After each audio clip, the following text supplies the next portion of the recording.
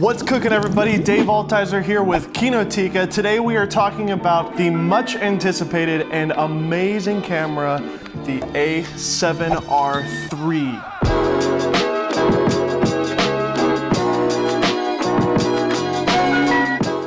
The A7R III came out right before the end of the year, and I would definitely put this camera in the ranking for the best camera of the year. Overall, this camera really touches both photo and video side equally, and it truly is one of the greatest hybrid shooters out there today. The Sony A7R III does share the same sensor as the previous model, the A7R II. However, there are a lot of changes that make this the greatest A7 camera that has ever existed so far. The thing that Sony changed the most about the 3 is the difference in the overall experience of the camera. It's faster, has better handling, and has fixed a lot of the biggest complaints users gave about the 2. We tested this camera using the new released 24-105 from Sony, which is also a fabulous kit lens that you can get with the camera. The A7R III has 399 phase detect points and 425 contrast detect points. The speed of the autofocus and tracking performance has also doubled over the previous camera. You can also do touch autofocus, which is fantastic with the built-in touchscreen. The A7R III does 10 frames per second using the continuous autofocus, and it's really cool. I tested this when I went out with Newsboys and my friend Brock Gill in Kentucky, just holding the trigger down as Michael Tate walked towards me on stage. It was amazing. The tracking was spot on, and the camera was just blasting off shots one after another. It does write to the card as soon as you're done bursting off, and sometimes you can't do other functions like record video or go into certain menu systems. But if you just are patient and let the buffer write to the card, it's fine. One of the most exciting features on this camera isn't the software or the technology necessarily, it's the handling on this camera. It's the button placement, it's the thought process behind where things are placed here. This is the very first Sony camera that I have ever held that I actually like. With the A7R III, you get the, hallelujah, NP-FZ100 battery, and it more than doubles the lifespan of the A7R III. I shot a concert using this all day, video and photo, and I never had to change the battery once. That alone is worth an upgrade. You get an extra card slot. You now have 2 SD card slots. However, only one of them is UHS 2 speed, so make sure that you're aware that the first slot is the faster card. This camera also comes with a USB-C and a micro. It's really great because you can use one port to control time-lapse or different things like that, and then you can use the other port to charge it using like a little portable battery power pack thing. There is a joystick on the back of this camera. It works flawlessly, it really feels good. Really great to have that joystick when you're trying to select autofocus points. Along with the joystick, you also get a touch screen, so you can track where your focus point is just by touching the screen. The menu system is just as confusing as it's always been. However, Sony is allowing us to now fully customize a My Menu section, what they call it. You can add literally anything from all of the menus in the My Menu section, in the order that you want and in the layout that you want. Play Memories is gone, and that's a good thing. It was really clunky and really bad. However, because it's gone, you now need to use a time-lapse remote to get time-lapse because there's not a built-in time-lapse mode on this camera. Video features. If you're familiar with the video features of the A7R II, then when you look at the specs of this camera, you may not be super impressed. It's got really the same specs as the A7R II does, but there's a lot of huge changes here, and it's not something that you can necessarily see on paper.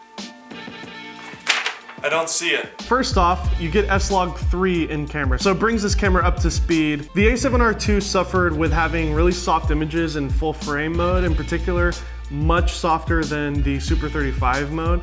This camera now can do a full frame 4K and a Super 35 4K that both look great. The Super 35 mode does have a little bit better of an image quality if you were to pixel peep, and that is coming simply from the fact that the camera is sampling a 5K image from the sensor and down-resing that to 4K internally, so you don't have any line skipping, there's less aliasing, less noise there. The full frame mode, because it's such a large megapixel sensor, they're having to line skip and do some things in the software. It's much better than Canon's offerings because Canon doesn't have offerings at all that are full frame 4K.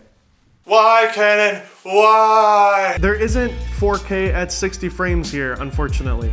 I was hoping to see that. I feel like that's the new standard for video. The A7S III should be able to do that. So if you're really needing 4K at 60 frames per second, this camera doesn't do it. The A7R II only could do 120 frames per second in 720p. This camera can now do 120 frames per second in full HD. It looks clean, it looks sharp, it's pretty decent, and if you need good slow motion, this camera can get the job done. The autofocus for video is fantastic. It reminds me a lot of using the A6300, A6500 type of camera. But with the face tracking and with the touch screen, you're able to do some tracking and rack focusing using the autofocus mode, and it looks great. This camera has phase detect on the sensor, so you're going to get very clean and nice focus pulls. The rolling shutter does seem to be present, but it's not awful. It's definitely better than what we've seen with the A6300. I will say that the full frame 4K is better than the Super 35 when it comes to rolling shutter. The A7R III is the best overall hybrid camera in 2017.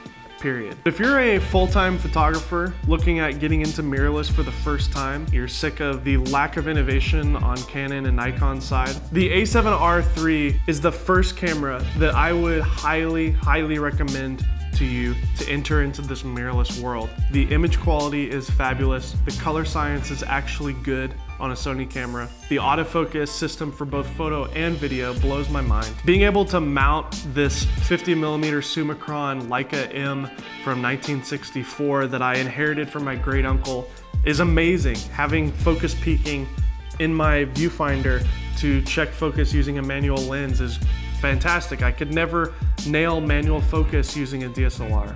The handling, the grip, the button placement, the customizable features built into this camera, the long battery life, dual SD card slot, the dual USB ports. Everything about this camera has been thought through. Nikon, Canon, Panasonic, Fuji have a lot to live up to if they're gonna be competing with Sony with this camera. Thanks for watching this first look review of the A7R III. If you guys have any questions, any requests that you want for us to test, comment below, tell me what you wanna see, and I'll make sure to make a video about that. Make sure to subscribe to our channel so that you can see more A7R III videos in the future. See you next time, and Merry Christmas.